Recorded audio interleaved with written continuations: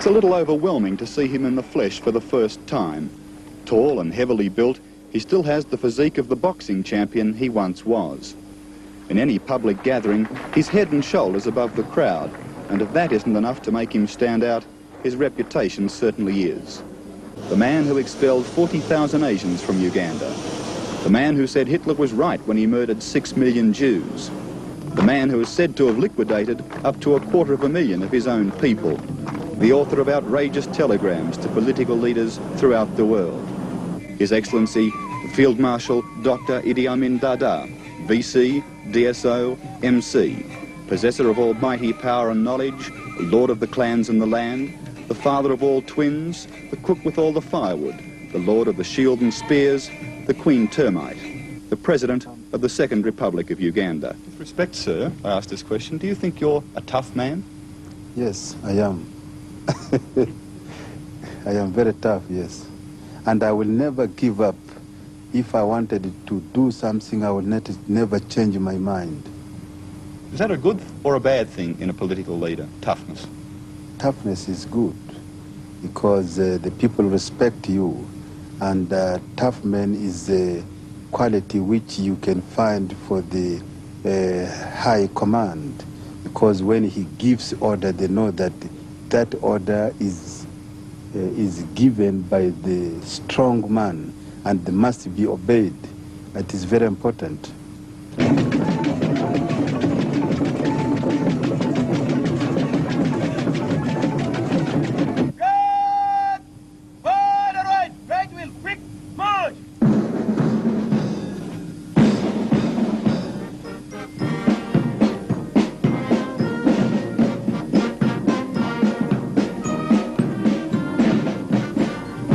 For a country which has supposedly thrown off the yoke of British colonialism, Uganda still retains a strong legacy from the days when it was an outpost of Queen and Empire.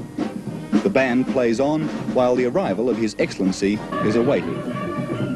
Idi Amin loves public ceremonies, especially when he's the centre of attention. And in Uganda, that's all the time.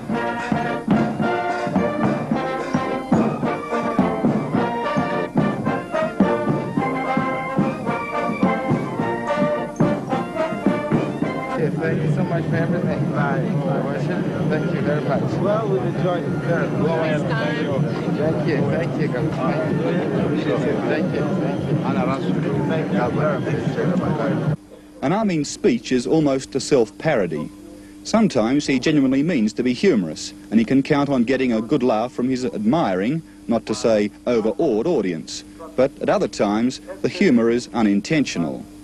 Here at a clothing factory, part owned by Japanese interests, the Field Marshal was obviously trying to be nice to his international guests. I am always speaking the truth and the frank, and I have been in Japan during the Second World War myself, and I know Japanese members of the armed forces and the Japanese themselves are one of the best fighters in all types of war. If you want a suicide pilot, you will get from Japan. If you want a really jungle warfare or guerrilla warfare, Japanese are the best, because I have seen this. But now, since 1972, from 73, we put up a trousers plant, which was not there before. And is now factoring fully. So, Your Excellency. This clothing factory is one of the biggest industries in Kampala. Amin has made it clear that he welcomes overseas investment within certain guidelines, and the Japanese investors in this company have good reason to thank him. Since the departure of the Asians, with their stranglehold over distribution throughout Uganda, the company's profits have soared. Amin chalks it up as a significant victory in what he calls the economic war, which he began with the expulsion of the Asians. In Kampala, tall modern buildings and a boom in the construction industry are signs that the Ugandan economy is far from collapse. But the buildings are financed by international aid, much of it from Arab countries, and the external appearance of the city hides some serious economic problems in day-to-day life. Despite some press reports to the contrary, this is not a city or a country that's falling apart at the seams economically. In the streets of Kampala, the cars are modern and kept in reasonably good condition. And the shops too, once the economic stronghold of the Asians, seem to be reasonably well stocked and well run. Of course, that's not to deny that there are serious shortages here from time to time. Salt and sugar can be enormously hard to get, and we've found it very hard to get a beer in our hotel from time to time. But there's no poverty here. You won't see any beggars in the streets. And despite the fact that I may get impatient that only 1 out of the 3 lifts in our hotel has worked during the week we've been here, that perhaps is only a white man's impatience, not shared by native Ugandans. Some consumer items are enormously expensive, and the price of everyday essentials like flour and bread is very high. Before Amin expelled them, almost every business along this road was owned by Asians, descendants of the indentured labour brought in by the British. In 1972, Amin gave the Asians 90 days to get out of Uganda. Their businesses were confiscated and handed over to native Ugandans. Now the signs over the shops have African names.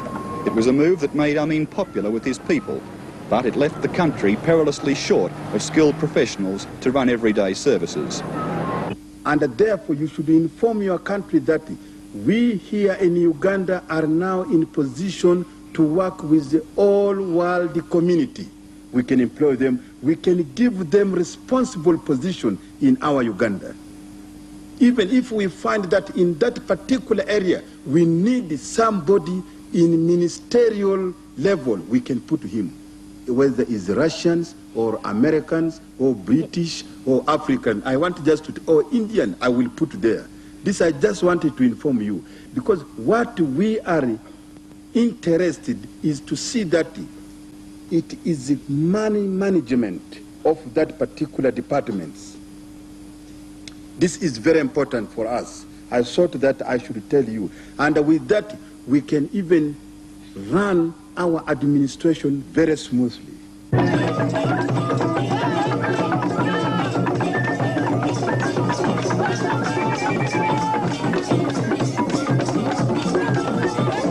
There's no doubt that whatever the rest of the world thinks about him, Idi Amin is popular with black Africans. His strident nationalism and the flamboyant, if somewhat crude way he criticises his old colonial masters has earned him admirers outside Uganda, who see in him a black leader who refuses to play the game by the white man's rules. And if that means that Uganda has to go without some of the benefits of the white man's society, that's all right too. Africans point to the richness of their own culture as something worth preserving, and which is imperiled by the imposition of Western-style governments and economic systems.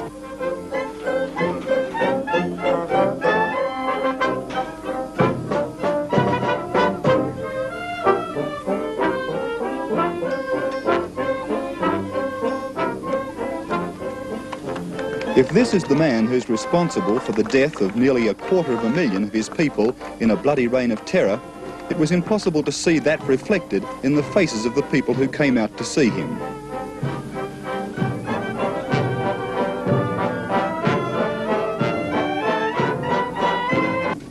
Ours was a carefully guided tour, and we were under constant observation by Amin's government officials. If there was any truth in the dark rumours about the early days of his regime, it seemed particularly unwise to pursue them. A political leader who wears a pistol during a television interview is a force to be reckoned with. You're a very popular leader with your own people. Yes. What do you think explains that?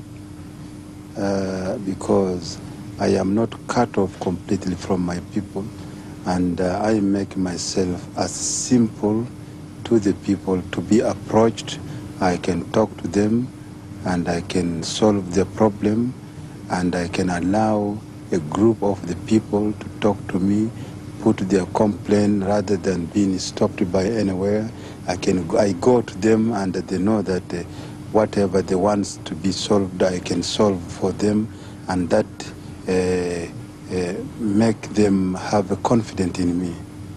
Do you maintain still a non-aligned status in world powers? Do you have a favourite, as say Russia versus America? That is their own internal problems between Russia and American.